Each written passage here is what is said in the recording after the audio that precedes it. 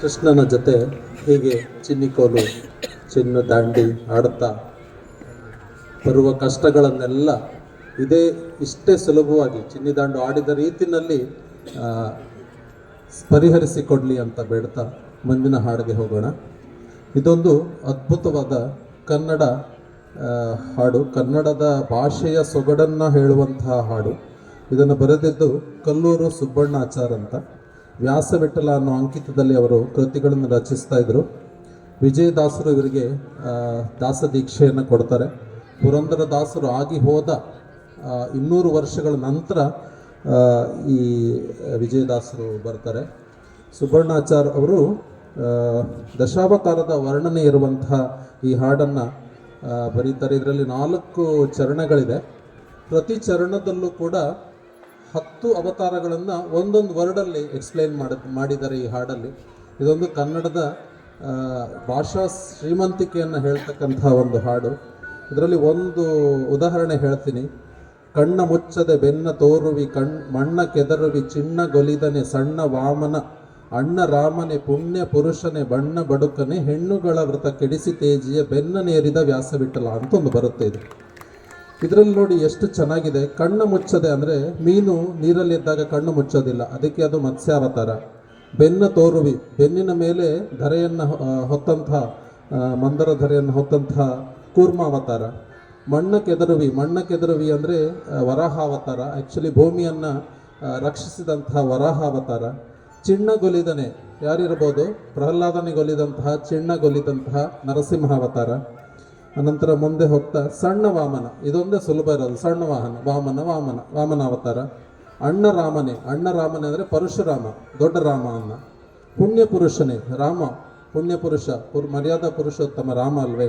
So ಪುಣ್ಯ ಪುರುಷ ರಾಮ. ಬಣ್ಣ ಬಡುಕನೆ ಕೃಷ್ಣನ ಜೀವನ ತುಂಬ ವರ್ಣರಂಜಿತವಾದದಂಥದ್ದು. ಅವನು ದೊಡ್ಡ ರಾಜಕಾರಣಿ, ಒಳ್ಳೆಯ ಮಗು, ಒಳ್ಳೆಯ ಗಂಡ, ಒಳ್ಳೆಯ ಸ್ನೇಹಿತ ಎಲ್ಲನೂ ಆಗಿದ್ದಂಥವನು. ಬಣ್ಣ ಬಡುಕ, ಅದಕ್ಕೆ ಅವನು ಕೃಷ್ಣನೇ. ಹೆಣ್ಣುಗಳ ವ್ರತ ಕೆಡಿಸಿ ಬುದ್ಧಾವತಾರ. ಇದಕ್ಕೆ ಬರ್ತೀನಿ ನಾನು, ಇದರಲ್ಲಿ ಒಂದು ಸ್ವಲ್ಪ ಕನ್ಫ್ಯೂಷನ್ ಇದೆ.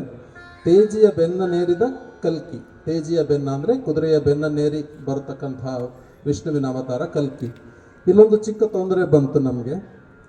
ಈ ಬುದ್ಧ, ನಮಗೆ ತಿಳಿದಿರುವಂಥ ಬುದ್ಧ, ಸಿದ್ಧಾರ್ಥ ಬುದ್ಧ, ಅವನು ಹೂವು, ಹಾಸಿಗೆ, ಚಂದ್ರ, ಚಂದನ, ಬಾಹು, ಬಂಧನ, ಚುಂಬನ ಎಲ್ಲವನ್ನ ಬಿಟ್ಟು ನನಗೇನು ಬೇಡ ಅಂಥೇಳಿ ವೈರಾಗ್ಯದಿಂದ ಹೋದಂಥವನು.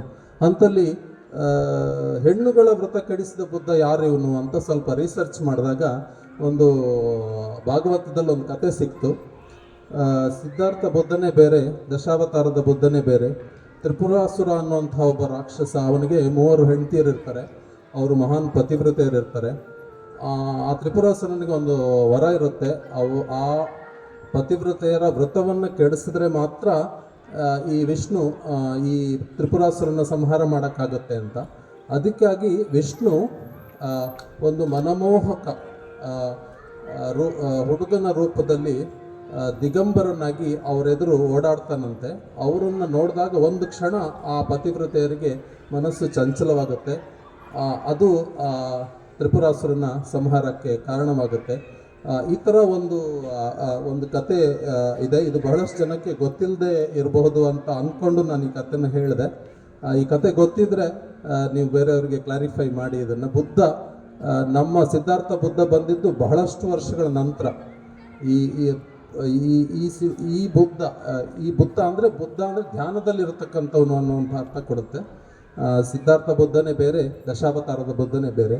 ಹಾಗಾಗಿ ಅದನ್ನು ಈ ಕಲ್ಲೂರಾಚಾರ್ಯರು ಏನು ನಮ್ಮ ಕಲ್ಲೂರು ಸುಬ್ಬಣ್ಣಾಚಾರ್ಯರು ಅವರ ಹಾಡುಗಳಲ್ಲಿ ಈ ಥರ 4 ಸ್ಟಾನ್ಸದಲ್ಲೂ ಈ ರೀತಿಯ ಒಂದು ಅರ್ಥ ಬರುತ್ತೆ. ಸೊ ಇದನ್ನು ಸಮಿತನ ಸಿಹಿ ದನಿಯಲ್ಲಿ ಕೇಳೋಣ.